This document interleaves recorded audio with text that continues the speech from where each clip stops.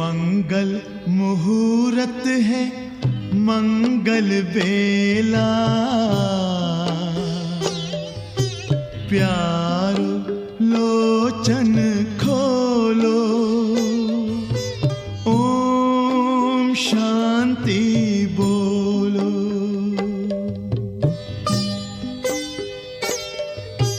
मंगल मिलन की ये हैं घड़ियां,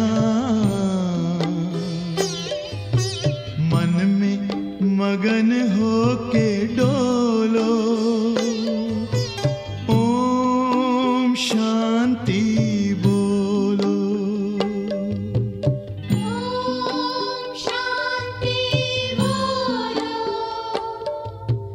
ओम शांति बोलो। हेलो, ओम शांति। आप सभी का आज के सेशन में बहुत बहुत स्वागत है। हमने कुछ दिनों से अपने असली स्वरूप को समझा, अपनी ओरिजिनल आइडेंटिटी को जाना। Who am I? I am a peaceful being। एक शांत स्वरूप, प्रेम स्वरूप आत्मा हूँ। आज के सेशन को स्टार्ट करने से पहले कुछ क्षण उसी शांति को अनुभव करते हैं। बिल्कुल रिलैक्स हो जाएं। अपने मन को बाहरी सभी बातों से समेट लें। आज पूरे दिन कई बातें सामने आई होंगी, कई सिचुएशन सामने आई होंगी। उन सभी बातों से अपने मन को हटाते अपनी वास्तविकता को देखने का प्रयास करती हूँ। मस्तक के मध्य मैं वो चमकता हुआ सितारा, अ ब्यूटीफुल लाइट, अपनी सुंदरता को देखें। मुझ आत्मा से शांति की, प्रेम की, पवित्रता की किरणें चारों ओर फैल रही हैं। ये किरणें मेरे संपूर्ण शरीर में प्रवाहित हो रही हैं।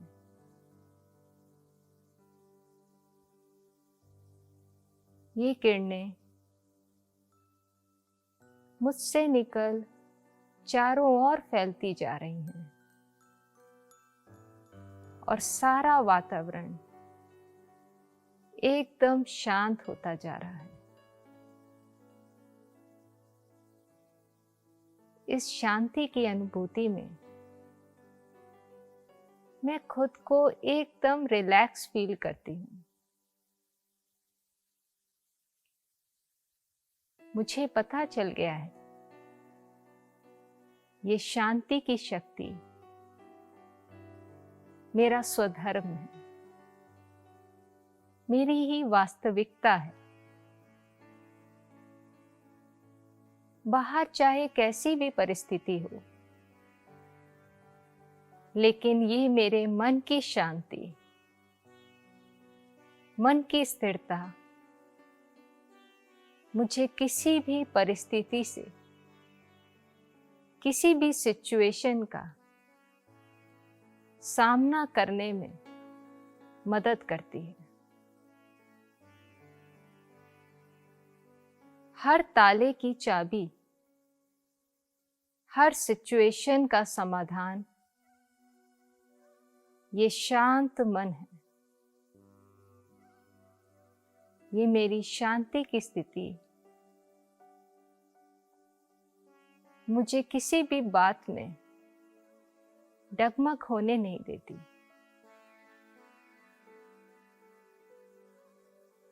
अपने सुंदर दिव्य स्वरूप को मैं निहारती हूँ। मेरा मन हर एक टेंशन से, हर एक परेशानी से मुक्त होता जा रहा है। बातें आएंगी, लेकिन मैं आत्मा उस परम पिता परमात्मा की संतान, उस शांति के सागर की संतान, अपने शांत मन से हर एक बात को परख के, समझ के एक सही रिस्पॉन्स क्रिएट करूंगी। ओम शांति शांति। ओम शांति।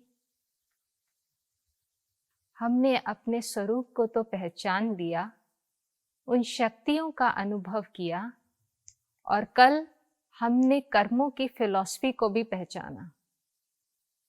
यानी मेरा हर संकल्प, बोल और कर्म ये एक एनर्जी है।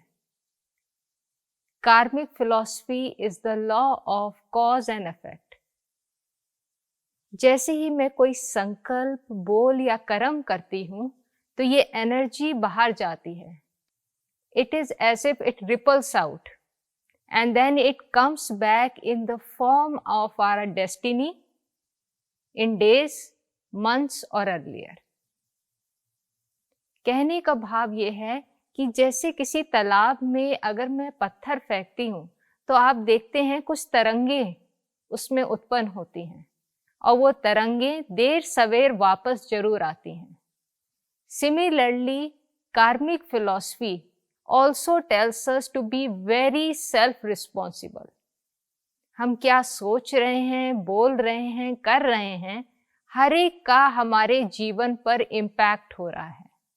वो कभी ना कभी खुशी बनकर या कोई प्रॉब्लम या सफरिंग बनकर हमारे पास आता है, depending on the quality of energy that I have created.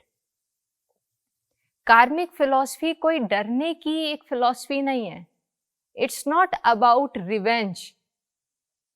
ये नहीं कि हमने जो किया तो अब वो सृष्टि, प्रकृति हमसे रिवेंज ले रही है। No, it is a theory which only gives us choice. हर क्षण आपके पास एक चॉइस है, how you wish to response. Whether you wish to respond the way you have done in the past, जैसे पास्ट में दूसरों को दुख देते रहे, दूसरों को दर्द देते रहे, दूसरों का मजाक उड़ाते रहे, क्या वैसे ही जीवन में चलना है? दूसरों को हर्ट करते हुए आगे बढ़ना है, या मुझे अब कुछ परिवर्तन लेके आना है? और वो परिवर्तन क्या है? एक पॉजिटिव दृष्टिकोण लेके आना, जहां पे मेरा हर कर्म सकारात्मक हो। It is filled with love, peace, compassion, tolerance, patience. ये हर क्षण हमें एक चॉइस मिलती है, और the quality of energy that I am creating जाएगी और वापस आएगी। मेरी पावर कहाँ तक है? मेरी पावर तभी तक है जब तक मैं उस एनर्जी को क्रिएट कर रही हूँ। जैसे ही क्रिएट किया वो बाहर जाएगी, और जब वो वापस आ रही होती है in the form of results, outcomes, my destiny, तब मेरे पास कोई पावर नहीं रहती है। इसलिए अपने को एक रिस्पॉन्सिबल समझना। जो पास्ट में हो गया उसके बारे में दुखी नहीं होना है, लेकिन उससे मुझको सीखना है और आगे बढ़ना है। हाँ, कुछ गलतियां की थी मैंने पास्ट में, लेकिन अब क्योंकि मुझे संपूर्ण रूप से ज्ञान मिल गया है, तो अब मुझे अपने जीवन में क्या करना है, irrespective of what others are doing. वो उनका जीवन है, वो उनका कर्मा है, लेकिन मुझे अब अपने कर्मों पर ध्यान देना है। और इसलिए कहा जाता है Karma is also the law of connectivity. यानी हम सिर्फ अकेले कर्म नहीं कर रहे हैं, We come in the field of interactions. We interact with others, we form relationship with others, and relationships are nothing but exchange of energy. Her relationship में हम क्या कर रहे हैं? एनर्जी का लेन देन हो रहा है, आदान और प्रदान हो रहा है. So again I have to be very careful about the kind of energy that I am giving. जो भी कल हमने डिस्कस किया था, जो भी हमारे रिश्ते हैं, हमारे पेरेंट्स हैं, चिल्ड्रन, सिबलिंग्स, हमारे फ्रेंड्स, हमारे ऑफिस कोलीग्स, जो भी हैं, ये सारे रिश्ते they are nothing but they are the accounts which we created in some life. पिछले कभी हमने जो भी अकाउंट्स क्रिएट किए थे वो आज हमारे सामने आ रहे हैं. इसलिए उनसे कैसे हम व्यवहार करते हैं, इनफैक्ट कैसे हम स्ट्रेंजर से भी व्यवहार करते हैं, हमारा हर संकल्प इतना शक्तिशाली है कि वो चाहे तो किसी पर भी प्रभाव कर सकता है. मुझे याद है बचपन में हमको एक कहानी सुनाई जाती थी. It was about a farm house which was in London, a very famous farm house. तो कहानी है कि वहाँ पे लंदन में फार्म हाउस था और वहाँ पे कई तरीके के डिफरेंट एनिमल्स थे, लेकिन एक 3 एनिमल्स थे जो बहुत फास्ट फ्रेंड्स थे. There was a chicken, there was a goat and there was a pig. These 3 were very fast friends. हमेशा आपस में एक साथ बैठते थे, बातें करते थे, हंसते बोलते अपना काफ़ी टाइम एक साथ स्पेंड करते थे. और जब टाइम स्पेंड करते थे तो ज़्यादातर एक दूसरे पर टिप्पणी करना, एक दूसरे का मजाक बनाना, ये उनके लिए एक स्वाभाविक बात थी. और जब वो बात करते थे तो वहाँ पे फार्म हाउस में there was a small rat, एक चूहा था जो बार बार उनके इर्द गिर्द घूमता रहता था. तो उन्हें उसकी बात पसंद नहीं आती थी कि जब हम बैठते हैं ये हमको शांति से बैठने भी नहीं देता है, तो बहुत नाराज रहते थे उससे. One day what happened is that the farm owner he brought a big box. एक बड़ा सा एक बॉक्स लेके आया और उसने उसे अपने एक रूम में अरेंज करा. जो चूहा था उसे बहुत उत्सुकता थी कि मालिक क्या लेके आया है, तो वो देख रहा था ध्यान से कि क्या लेके आया है. जब वो बॉक्स खोला गया तो उसने देखा कि जो मालिक है वो माउस ट्रैप लेके आया है, यानी चूहे को पकड़ने की एक मशीन लेके आया है. ये देख के चूहा जो था बहुत घबरा गया. उसे लगा कि ये तो माउस ट्रैप लेके आया है, यानी मेरे लिए ही ये एक बहुत बड़ा खतरा है. तो वो बहुत ही घबराता हुआ वो उन जो 3 फ्रेंड्स थे, जो चिकन, गोट और पिग, उनके पास भागता हुआ गया क्योंकि उसे और कोई नहीं समझ में आया. उसने कहा, जानते हो कि मालिक क्या लेके आए हैं? तो उन्होंने कहा, क्या लेके आए हैं? उन्होंने कहा, he has brought a mouse trap. तो ये जैसे ही वो ये बोल रहा था तो उनमें से जो चिकन था वो हंसने लग गया, डांस ही करने लग गया. उसने कहा, मेरे जो दिल की तमन्ना थी आज जाके पूरी हुई है. वो माउस ट्रैप होगा, फिर ना तुम रहोगे ना तुम हमें कभी परेशान करोगे. तो वो पूरा एक नाचना गाना उसने स्टार्ट कर दिया. जो गोट था वो बोला कि मैं तो तुम्हें हमेशा कहता था कि हमको परेशान नहीं करना, देखा अब बिल्कुल परमात्मा ने न्याय किया है, अब ठीक होगा. अब जब तुम्हें पकड़ लिया जाएगा तब तुम्हें वो सुधार आएगा.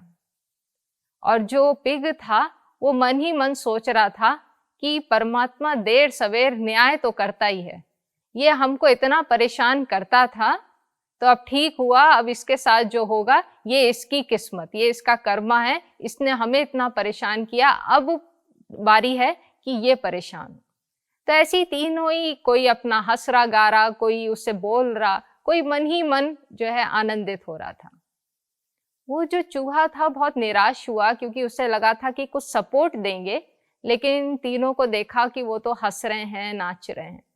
वो अपना निराश होके वहां से चला गया. During the night, the farm owner he arranged that mouse trap. उसको पूरा ठीक से लगाया and he went back to sleep.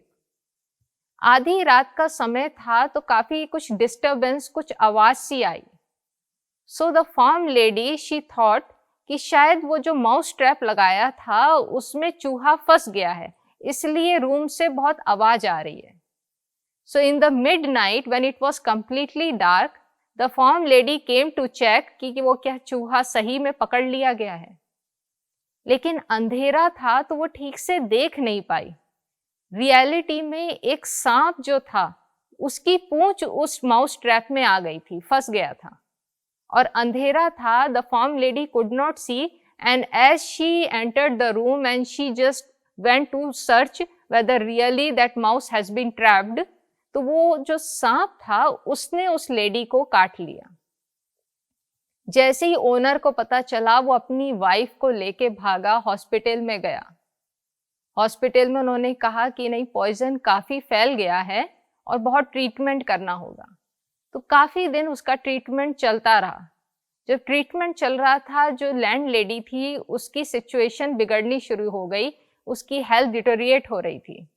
Doctors ने कहा कि एनर्जी बहुत कम है, इसको कुछ शक्ति वाली चीज आपको खिलानी पड़ेगी, आप इसको चिकन सूप दीजिए.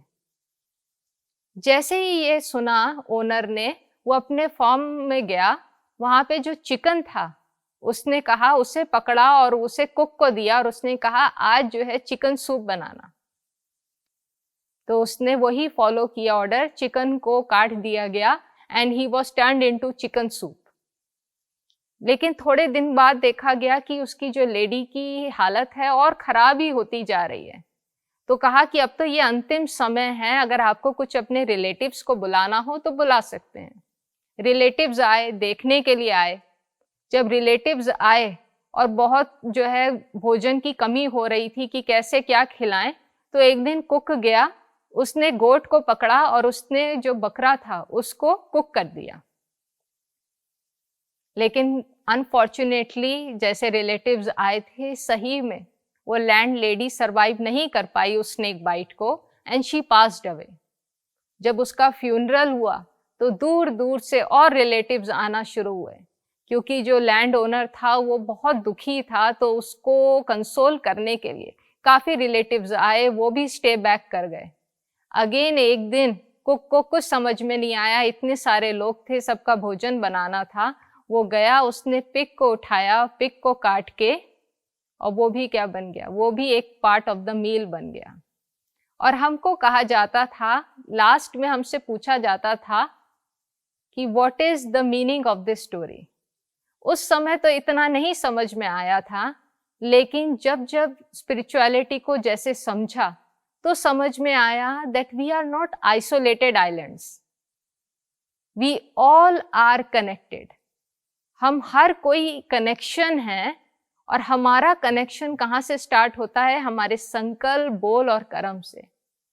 कई बार हम दूसरों के लिए समझ भी नहीं आता, ऐसे ही कुछ बोल जाते हैं, ऐसे ही उनके लिए कुछ गलत सोच जाते हैं. हम ये रियलाइज नहीं करते वो जो कर रहे हैं, चाहे वो हमारे प्रति नेगेटिव कर रहे हैं या किसी और के प्रति नेगेटिव कर रहे हैं, वो उनका कार्मिक अकाउंट है, उन्हें उसको सेटल करना होगा.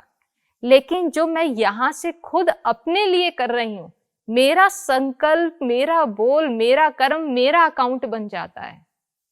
वो चाहे मैंने किसी अपने के लिए किया हो या किसी एनिमी के लिए किया हो, वो मेरा कार्मिक अकाउंट है, उसे मुझे सेटल करना ही होता है. जैसे कहते हैं दो घड़े हैं, अगर कोई व्यक्ति है वो पाप कर भी रहा है, उसका पाप का घड़ा भर रहा है, लेकिन अगर मैंने उसके बारे में नेगेटिव सोचना शुरू कर दिया तो मैं क्या करूंगी, उसके घड़े में से उसका पाप को मैं क्या कर रही हूं, अपने घड़े में ट्रांसफर करना शुरू कर दे रही हूं. इसलिए कर्मा कहता है हमेशा याद रखें, हर एक के प्रति शुभ भावना, शुभ कामना, हर एक को ब्लेसिंग देते जाएं ताकि हमारे पास्ट अकाउंट्स भी सेटल होते जाएं और कभी भी हम कोई न्यू अकाउंट क्रिएट ना करें किसी के प्रति भी, चाहे वो कोई पास में है, चाहे वो अमेरिका में दूर बैठा ही कोई व्यक्ति है.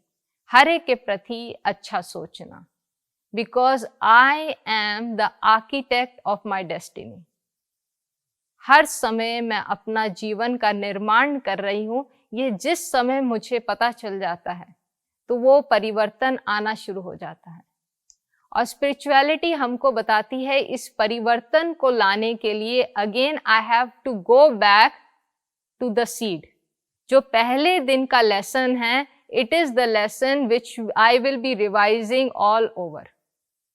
ये एक लेसन है जो हमको सारे जीवन समझना है और प्रैक्टिस करना है। और वो लेसन ही क्या है? वो लेसन है we all are souls and we as souls are actors and this body is a costume and we are performing our roles, variety of roles throughout the day on this unlimited drama stage।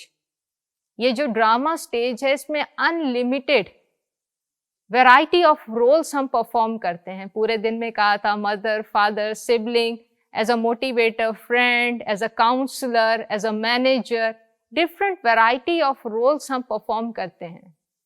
And what spirituality says is that each and every scene, whether the scene is at my home, whether the scene is in my car और in my vehicle, or whether the scene is in my office, each and every scene is giving me opportunity.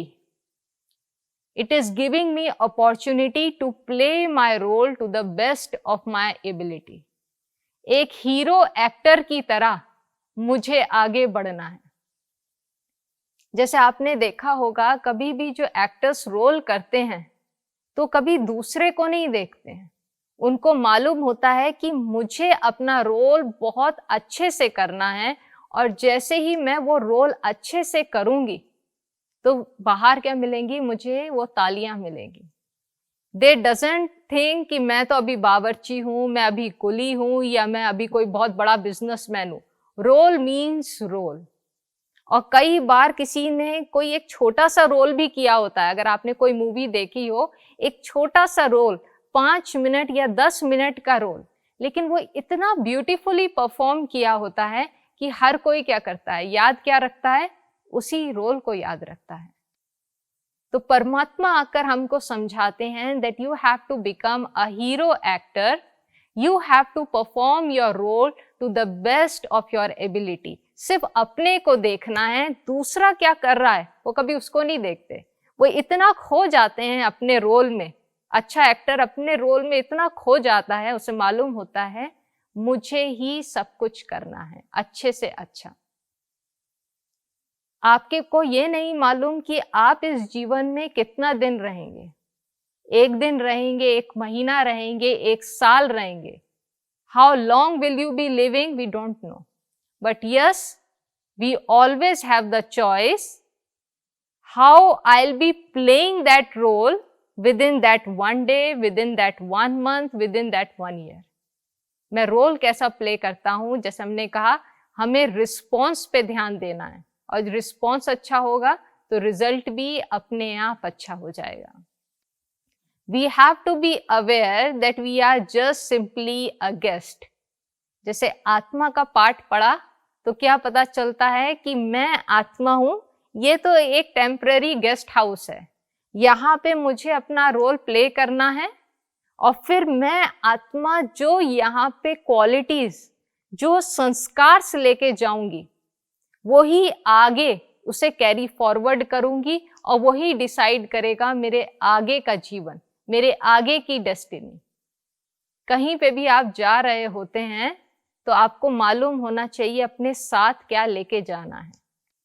तो आज हम ये भी देखेंगे कि हम कहाँ से आए और कहाँ जा रहे हैं, क्या थे और क्या हमको बनना है। तो जब ये सब भी मालूम होता है तो अपने साथ किन गुणों और विशेषताओं को लेके जाना होता है ये भी बहुत इजी हो जाता है। Because we need to understand the purpose of coming on earth. Purpose of coming on earth is to be aware of our true self, to perform a beautiful purpose, which means to express my full potential in each and every relationship, जहां पे सिर्फ और सिर्फ positive energy का ही लेन then करना है। लेकिन उससे पहले आज कुछ थोड़ा समय के बारे में भी जानेंगे, क्योंकि कहा जैसे कि हम सब एक्टर्स हैं, but the interplay of soul, supreme soul, nature and time is what constitutes this drama. इस सृष्टि चक्र पर जो ड्रामा चल रहा है वो एक बहुत ही सुंदर इंटरप्ले है। मैं आत्मा एक्टर, वो सुप्रीम सोल डायरेक्टर, और ये जो मूवमेंट ऑफ ड्रामा है, this is what is time. Time continuous चलता जा रहा है और यही समय क्या दर्शा रहा है, यही समय इस ड्रामा को दर्शा रहा है। और इस ड्रामा में मैं आत्मा कैसे अपना रोल परफॉर्म करती हूं, इसको थोड़ा आज जानेंगे। समय के बारे में आप सब जानते हैं, कई लोग कहते हैं time is cyclic, time is eternal. Eternal की भी खासियत क्या होती है? Eternal means something which has no beginning and no end. और उसकी ब्यूटी कहाँ रिफ्लेक्ट होती है? एक साइकिल में रिफ्लेक्ट होती है। आपने देखा होगा जो प्रकृति है उसकी कई चीजें साइक्लिक हैं। जैसे रात और दिन का चक्र देख लीजिए, रात और दिन का एक चक्र में घूमते हैं, morning, afternoon, evening and night. और अगले दिन क्या होता है? Cycle repeats itself. Phases of moon को देखें, वहां भी क्या होता है? चंद्रमा अपनी संपूर्ण कला में होता है, धीरे धीरे वो कला क्या होने लगती है? कम होने लगती है, लेकिन वापस फिर से कहाँ पहुंचते हैं? फिर से अपनी उस फुल परफेक्शन स्टेज पे चंद्रमा पहुंच जाता है। एक सीजन है, एक साइकिल है of seasons, summer, monsoon, winter, autumn, and the next year the cycle repeats. यानी हर कुछ क्या है? साइक्लिक है। और समय भी क्या है? साइक्लिक चलता है। और साइकिल की एक और खासियत होती है, if you see a cycle, एक समय आप ऊपर हैं, हाई पॉइंट पे हैं, तो एक समय आप किस पे आ जाते हैं? एक समय आप लो पॉइंट पे आ जाते हैं, जिसे कहा जाता है लॉ ऑफ एंट्रोपी।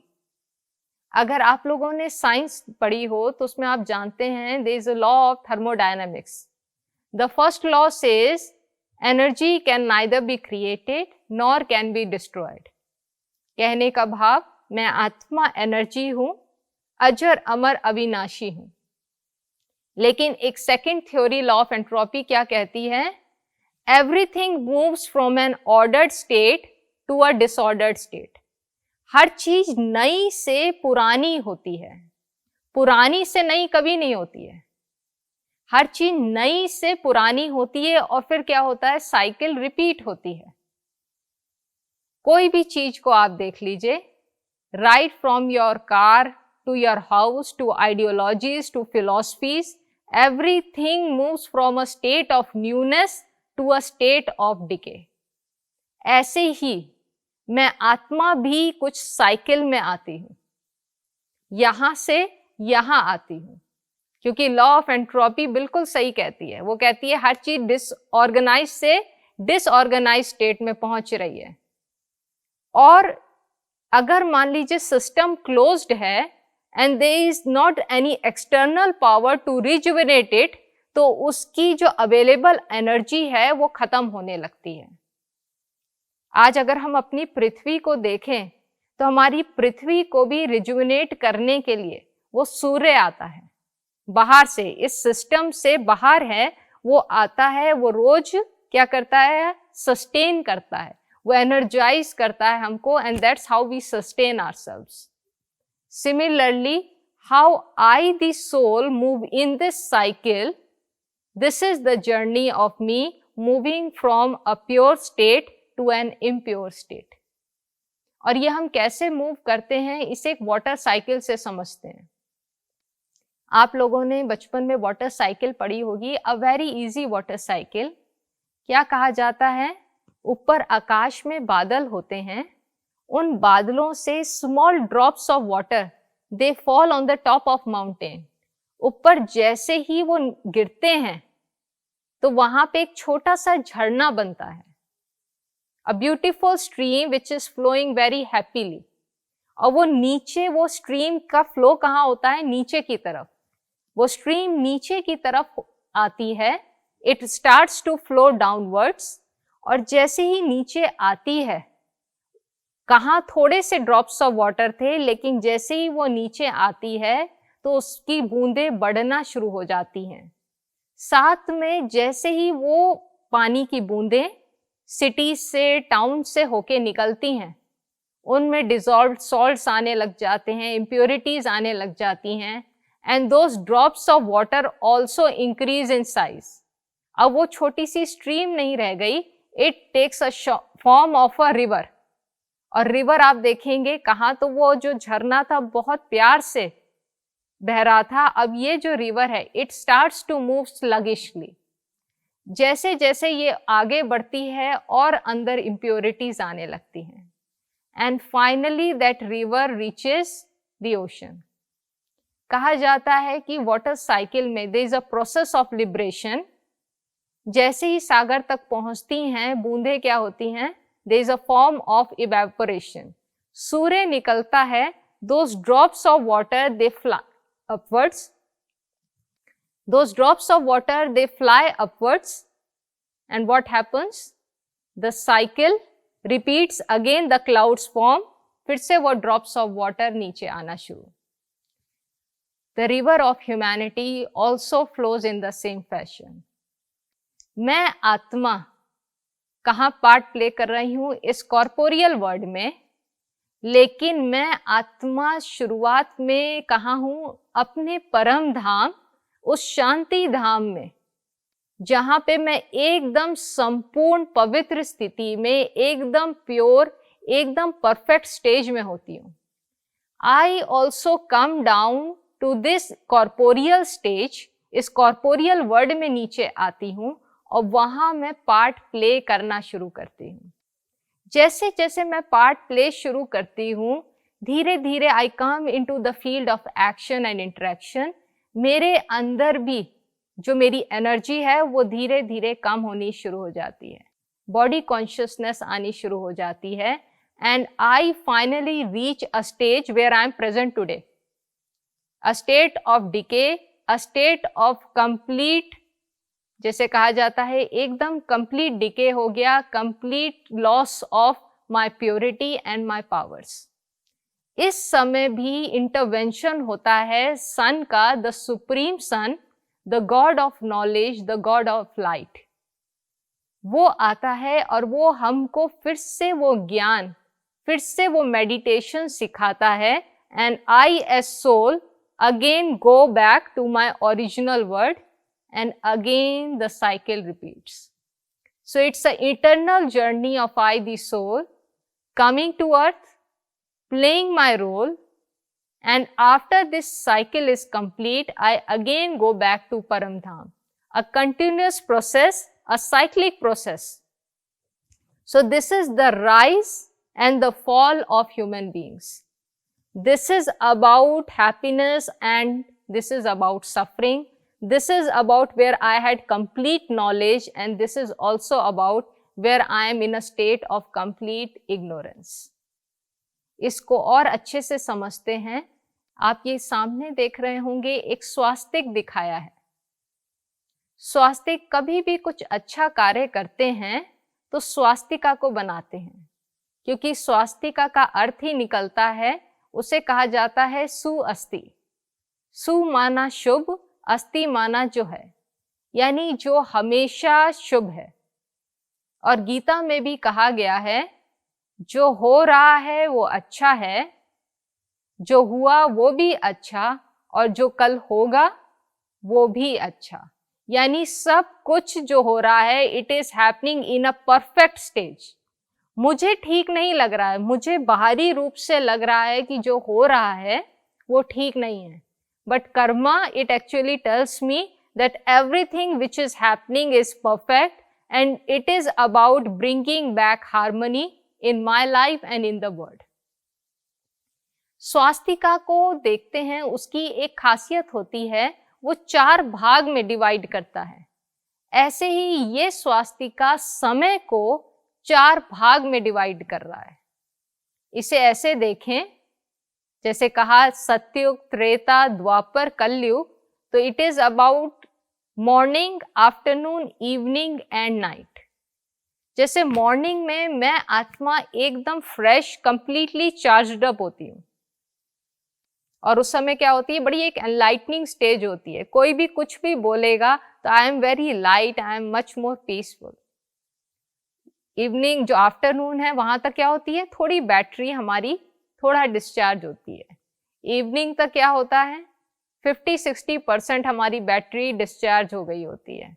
और नाइट टाइम तक क्या होता है हाल, नाइट टाइम तक कंप्लीटली डिस्चार्ज। तो यहाँ पे हम स्पिरिचुअल बैटरी की बात कर रहे हैं। पहले हम देखते हैं सतयुग, वहां आप देख रहे हैं स्वास्तिका का हाथ राइट हैंड साइड की तरफ जा रहा है, and it is in the form of blessing. कहने का भाव, इस समय जो आत्माएं थी, they were blessed souls.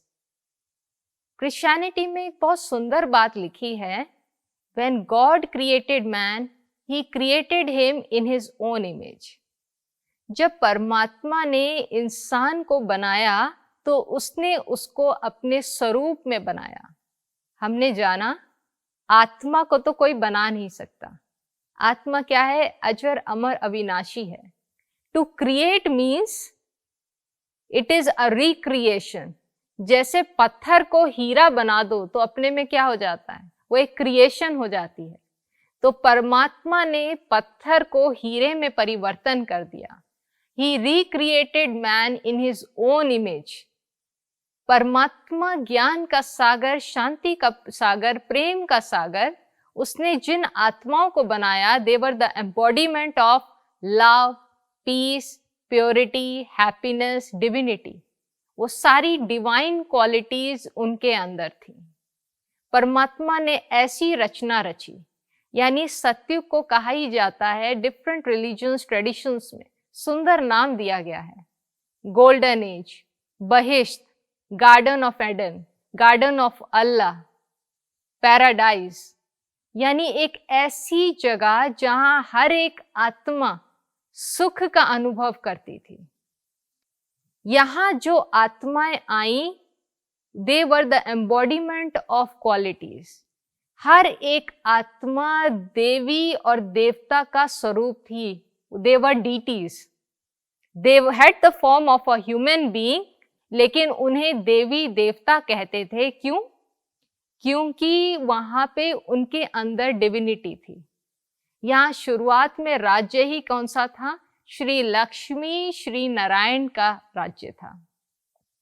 Shri Narayan के लिए कहा जाता है सत्य श्री नारायण, सूर्य श्री नारायण, यानी श्री नारायण जो सत्य युग के मालिक थे, जो सूर्यवंशी थे। सूर्यवंशी अर्थात सन डायनेस्टी।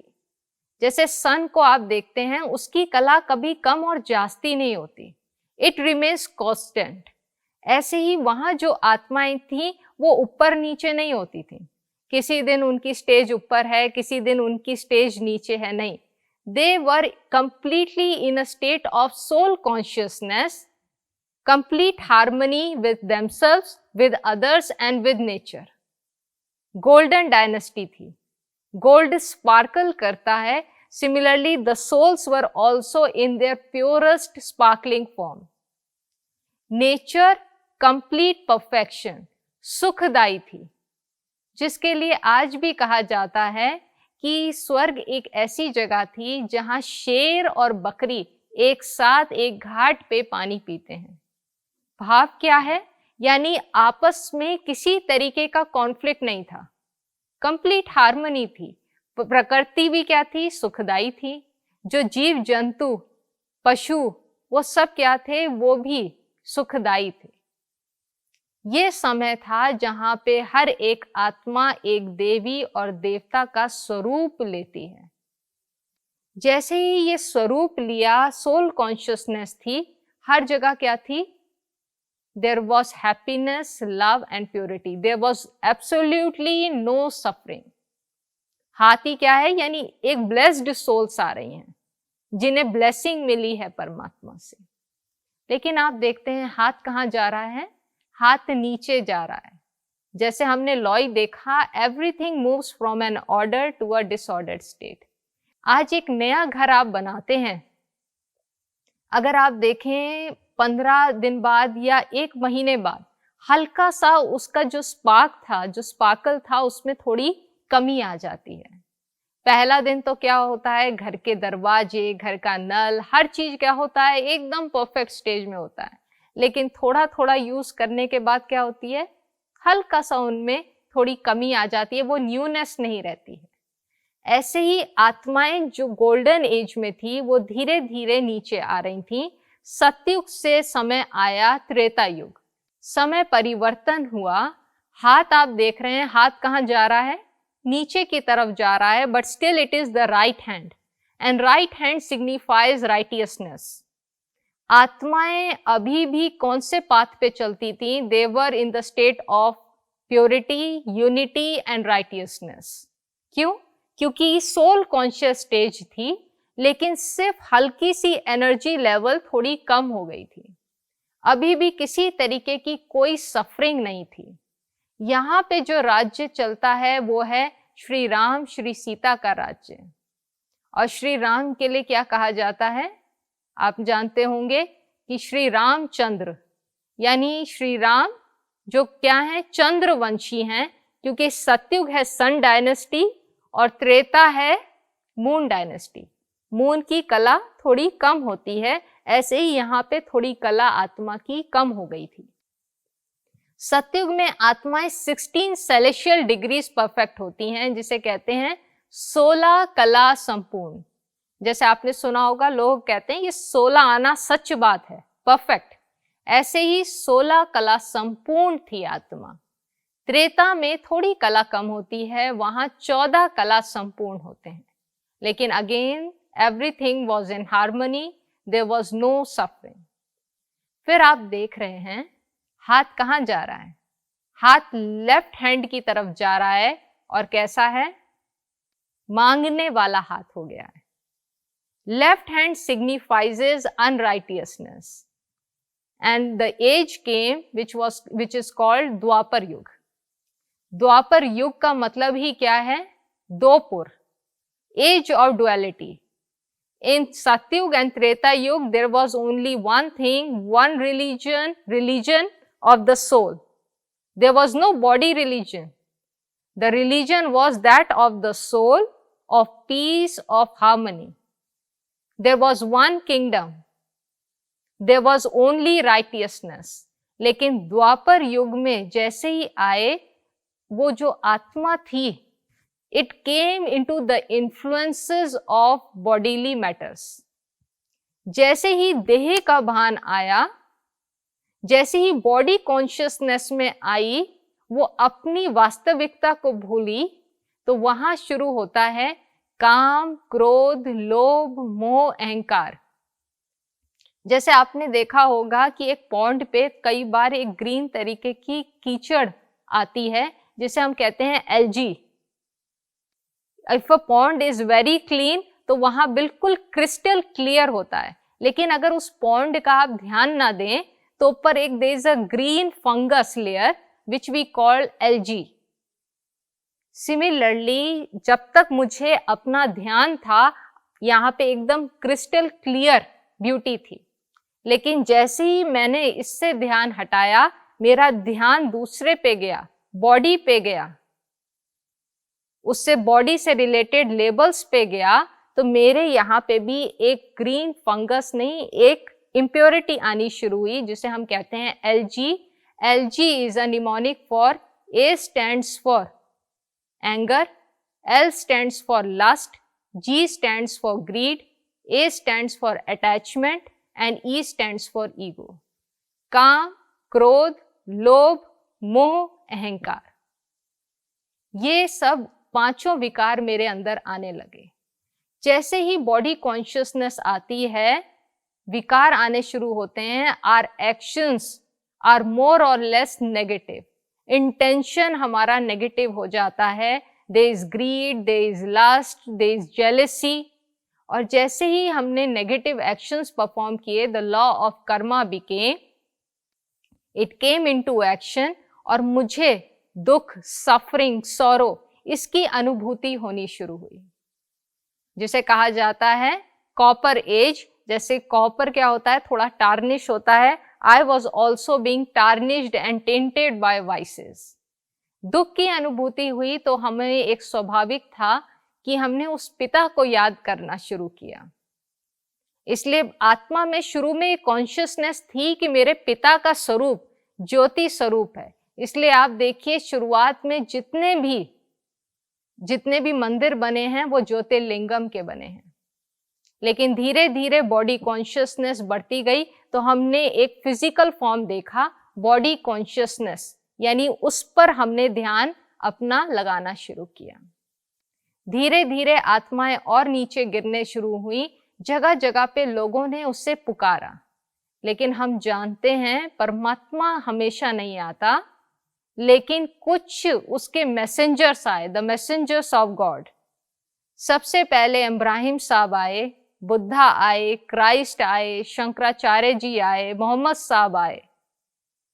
जो भी आए थे they were very pure divine souls, और हर एक कोई बहुत सुंदर ज्ञान देके गया, जीवन जीने के सिद्धांत देके गया, उस परमात्मा से कनेक्ट करने की कोशिश कर रहा था कि आप उसको याद करो तो आपके अंदर परिवर्तन आएगा। जैसे हम देखते हैं इब्राहिम साहब ने जीवन जीने के सिद्धांत दिए, बुद्धा आए, उन्होंने कहा कि have love and compassion for each and everyone. Christ ने क्या कहा, love is God, truth is God. Shankaracharya ji ने बताया about the purity, how purity can help us. Mohammad Sahab ने कहा उस एक को याद करो। यानी हर कोई, जो भी धर्म स्थापक आए थे वो हमको उस पिता से कनेक्ट करने के लिए आए थे, लेकिन हमने गलती की, हम उनसे कनेक्ट हो गए। किसी ने ये नहीं कहा था मैं खुदा हूं, मैं वो ईश्वर हूं, लेकिन हर कोई किससे कनेक्ट कर रहा था, उस ऊपर खुदा से, ईश्वर, अल्लाह, जो नाम दे, उस सुप्रीम अथॉरिटी से कनेक्ट कर रहा था। But we were not able to understand their messages.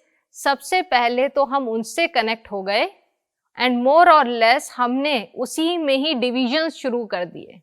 उनकी नॉलेज में डिविजन्स हो गए, उनकी सेक्शंस डिफरेंट हो गए, और जो हर धर्म बात किसकी कर रहा था, peace, love, compassion, purity, about tolerance, patience, हमने उन वैल्यूज को ना समझ के वहीं पे कॉन्फ्लिक्ट शुरू कर दिया। So the message was relegated to the background, और सिर्फ क्या रह गया, सिर्फ उनको हमने सामने रख के पूजना शुरू कर दिया। धीरे धीरे क्योंकि हमने वैल्यूज को नहीं अपनाया, हमारे अंदर गिरावट होनी शुरू हुई। और आप लास्ट देख रहे हैं स्वास्तिका का हाथ किधर जा रहा है, ऊपर जा रहा है, but it is left hand. So left hand at its peak, यानी कहने का भाव बुराई अपनी चरम सीमा पर, unrighteousness at its peak, conflict at its peak, vices at its peak. ये धर्म ही, ये समय ही कौन सा है, ये समय है कलयुग का। कलयुग माना ही आयरन एज। आयरन में क्या होती है, आयरन में रस्टिंग हो जाती है, जंग लग जाती है। ऐसे ही मैं आत्मा जो इतनी सुंदर ब्यूटीफुल ज्वेल थी, आज उसमें भी रस्टिंग हो गई है, जंग लग गई है विकारों की। कंप्लीट बॉडी कॉन्शियसनेस, कहाँ कंप्लीट सोल कॉन्शियसनेस थी, अब कंप्लीट बॉडी कॉन्शियसनेस है। कलयुग माना ही कलह कलेश का युग, where there is conflict all around। घर घर में कलह कलेश, हर रिश्ते में कलह कलेश, बाहर जाएं तो आपस में दो देशों में कलह कलेश, एक छोटे से जमीन के टुकड़े के लिए, आकाश के लिए कॉन्फ्लिक्ट। यानी समय ही कौन सा है, this is the time of complete darkness. और एक साइकिल में बहुत सुंदर बात कहते हैं जब अंधकार अपनी चरम सीमा पे होता है, when darkness is at its peak, then it's the time when dawn is about to break. कहते हैं रोशनी कब होगी, सुबह कब आएगी, तो कहा जाता है जब रात्रि का अंधकार अपनी चरम सीमा पे होता है तो वो समय होता है परिवर्तन का, यानी अभी सुबह होने वाली है। आप देख रहे हैं एक थोड़ा सा टाइम बाकी है। वो टाइम क्या है? This is the time of confluence age, जिस समय परमात्मा स्वयं आते हैं। The God, the sun of knowledge has to intervene.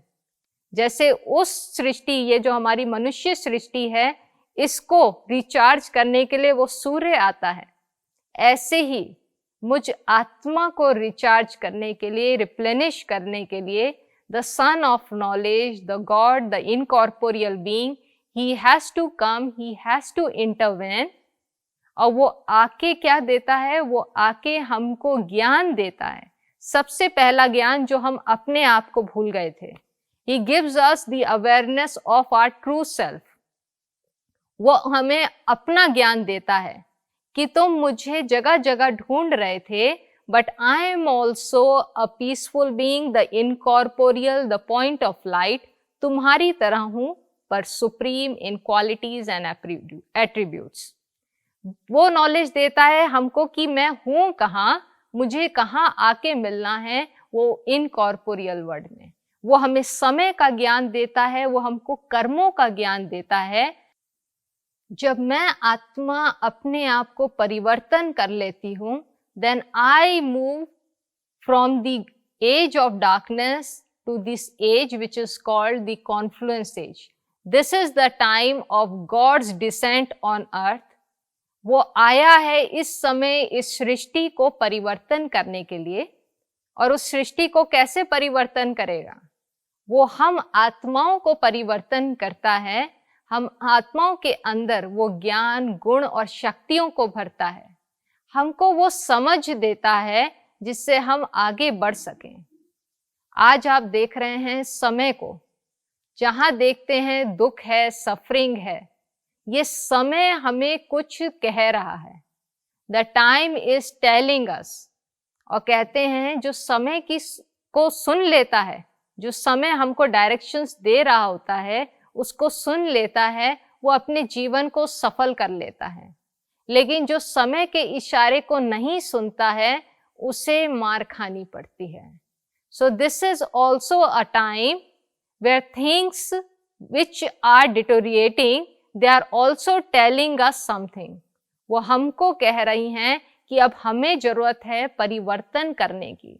We need to realise our true self. It is the time to awaken our true self. अपने मन को, अपनी आंतरिक स्थिति को जागृत करने की जरूरत है। टू रियलाइज कि वो परमात्मा आ चुका है, हमको ज्ञान दे रहा है और उससे हमें एक बहुत सुंदर रिश्ता बनाना है। ये समय संगम युग एक बहुत ही श्रेष्ठ युग है, जिस समय मुझ आत्मा का उस पिता से भी संगम होता है। सिर्फ इसी समय लोग कहते हैं परमात्मा आता है युगे युगे। नहीं, परमात्मा हर युग में नहीं आता, क्योंकि अगर परमात्मा हर युग में आता तो कभी सृष्टि सतयुग से कलयुग ना बनती। लेकिन सृष्टि सतयुग से त्रेता आई, त्रेता से द्वापर आई, द्वापर से कलयुग आई। इसका मतलब है परमात्मा ऐसे युगे युगे आता है जहां पे हमेशा क्या होता है? सुख, शांति और पवित्रता का ज्ञान देता है वो हमको ऐसे समय में। और इसीलिए गीता में लिखा है यदा यदा ही धर्मस्य, यानी जब जब जो धर्म है उसकी ग्लानि होती है, तब तब अधर्म का विनाश करने और सत्य धर्म की स्थापना करने मुझे आना पड़ता है। हर धर्म में लिखा है कि वो खुदा, वो नूर आएगा और हम सब आत्माओं को लेके जाएगा। तो ये वही समय है जिस समय हम उसके इशारों को समझना है, उसके ज्ञान को अपने जीवन में धारण करना है। और आज के समय में अगर हमें परमात्मा को, जो परमात्मा हमको ज्ञान दे रहा है, उसको लेके आगे बढ़ना है, तो उसकी जो पहली शिक्षा है उसे भी हमें फॉलो करना होगा। तो आज के लिए आपकी एक्सरसाइज है, आप जैसे ही बाहर जाते हैं, कुछ भी कार्य करते हैं, चाहे छोटा सा कार्य कर रहे हैं, चाहे बर्तन धोने का, चाहे खाना पकाने का, चाहे सिर्फ सिंपली कहीं वॉक कर रहे हैं, चाहे अपनी गाड़ी चला रहे हैं, किसी से बात कर रहे हैं, कुछ भी कर रहे हैं, कोई भी रोल प्ले कर रहे हैं, लेकिन अपने को वो चमकता हुआ सितारा अनुभव करें और साथ ही जिस आत्मा को देखें, जिधर भी नजर जाए उस आत्मा को भी यहाँ बीच में देखें, एक चमकता हुआ सितारा। किसी के रोल्स को ना देखें, क्योंकि आजकल हम रोल कॉन्शियस बहुत हैं, लेकिन आइडेंटिटी को समझना कि वो भी एक आत्मा है जो डिफरेंट रोल्स प्ले कर रही है। So always look at the centre of the forehead and just see a simple star sparkling, a beautiful light sparkling. आपने देखा होगा कई बार क्या होता है, कोई बहुत बड़ी गाड़ी से नीचे उतरता है, मान लीजिए मर्सिडीज से उतर रहा है, तो हमारा व्यवहार उसके लिए कैसा होता है। और कोई मान लीजिए कोई एक खटारा सी गाड़ी कोई है, पुरानी सी कोई मारुति, उसमें से उतर रहा होगा, तो हमारा उसके साथ व्यवहार कैसा होता है। हमारा व्यवहार किसी एक सीनियर के साथ, जो हमारा बॉस है, उसके साथ कैसा होता है, और कोई पीएन है उसके साथ कैसा होता है। क्यों? क्योंकि हम लोगों को बॉडी कॉन्शियस होके देखते हैं। We see our role and we see others role. लेकिन आज से देखना, हर एक आत्मा है, और जैसे ही आप ये देखेंगे हर एक कोई आत्मा है जो सिर्फ अपना रोल प्ले कर रही है, then each and every scene, remember, each and every scene is an opportunity to perform my role to the best of my ability. And what is my role? To express the qualities of the soul. हर कार्य करते हुए आपको जो स्थूल कार्य करना है वो तो आप करेंगे। As a doctor you have to perform surgery, you will be performing surgery, लेकिन अंदर क्लियर कॉन्शियसनेस होगी कि मैं आत्मा ये सर्जरी कर रही हूँ, मैं एक शांत स्वरूप आत्मा हूँ जो ये कर रही हूँ।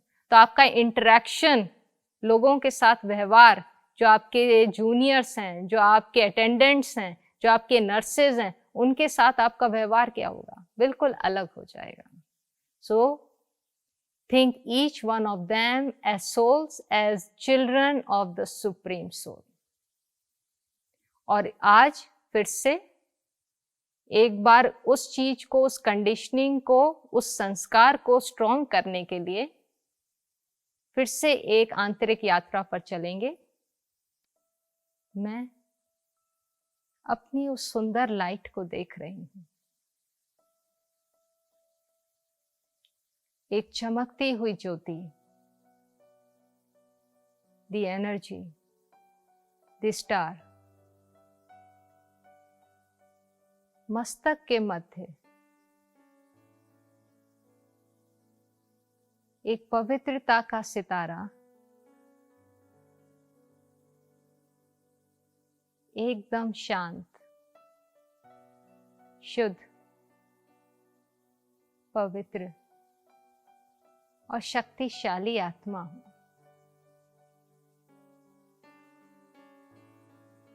मुझे ज्ञान मिला है अपनी वास्तविकता का। मैं आत्मा अपने ओरिजिनल स्वरूप में बिल्कुल दिव्य थी। देवी देवता का एक स्वरूप थी। I was full of divinity and qualities. मेरे अंदर वो सारे गुण, सारी दिव्यता है।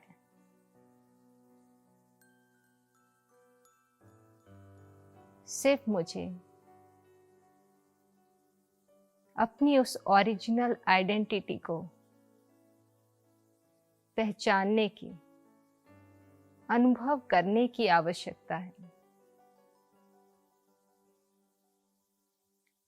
इस सृष्टि चक्र में मैंने कई रोल्स प्ले किए। धीरे धीरे मैं शरीर के भान में आ गई। मैं अपने अंदर की विशेषताओं को भूल गई। लेकिन आज परमात्मा ने मुझे ज्ञान दिया है। मुझे अपनी वास्तविकता का, अपनी शक्तियों का, अपनी सुंदरता का अनुभव कराया है।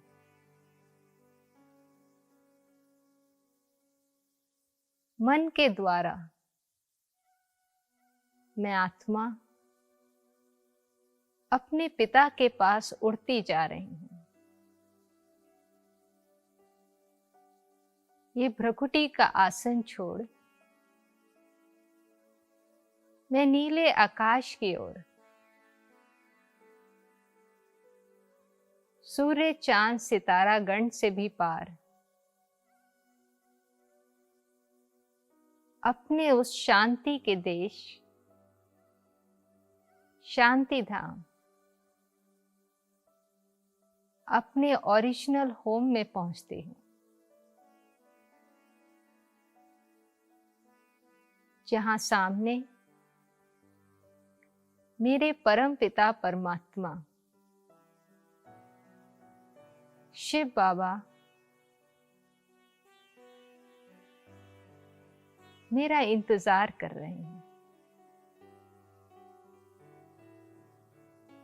उनकी शांति की शक्ति, प्रेम की शक्ति मुझे उनकी ओर आकर्षित कर रही है।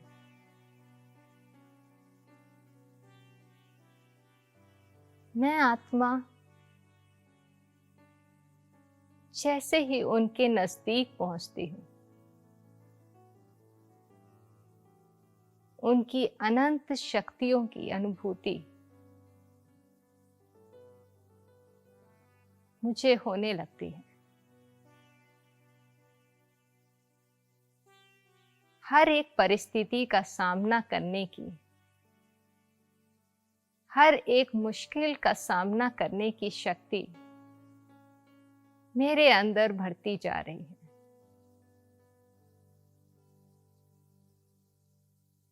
मेरे जीवन में जो भी बातें आई हैं, जो भी परेशानियां आई हैं, वो आज मैं अपने पिता को सौंप देती हूँ।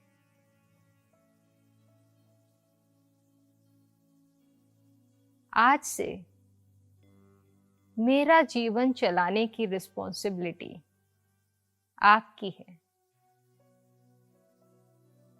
आप ही मुझे गाइड कीजिएगा, आप ही मुझे आगे बढ़ाइएगा। और ये कहते मैं एकदम निश्चिंत और रिलैक्स होती जाती हूँ।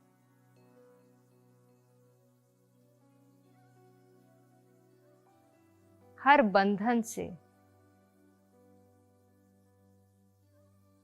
हर टेंशन से एकदम रिलैक्स। मेरा मन शांति और खुशियों से भरपूर हो रहा है। और इसी शांति और खुशी का अनुभव करते हुए मैं वापस इस कर्म क्षेत्र पर आती हूँ। मस्तक के मध्य विराजमान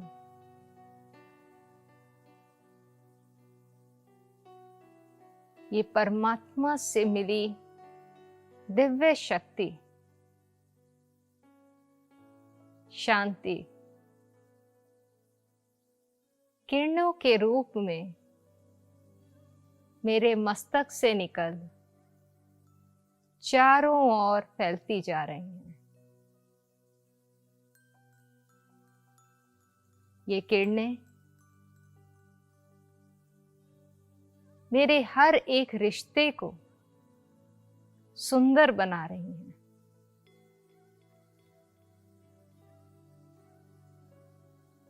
हर एक रिलेशनशिप ब्यूटीफुल होता जा रहा है। मेरे अंदर की शांति हर एक आत्मा को अनुभव होने लगी है। इस शांति और आनंद के सुख में मेरा जीवन एकदम शांत और संतुष्टता से भरपूर होता जा रहा है। ओम शांति शांति शांति।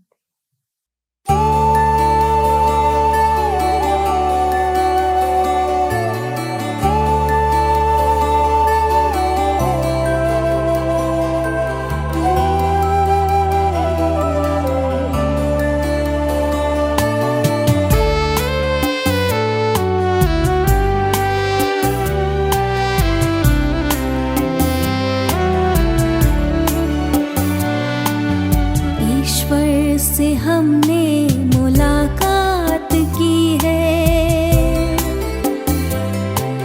मन भावनी सी मधुर बात की है। ईश्वर से हमने मुलाकात की है, मन भावनी सी मधुर बात की है। खुशी हमको प्रभु से मिलन की, मिली है खुशी हमको प्रभु से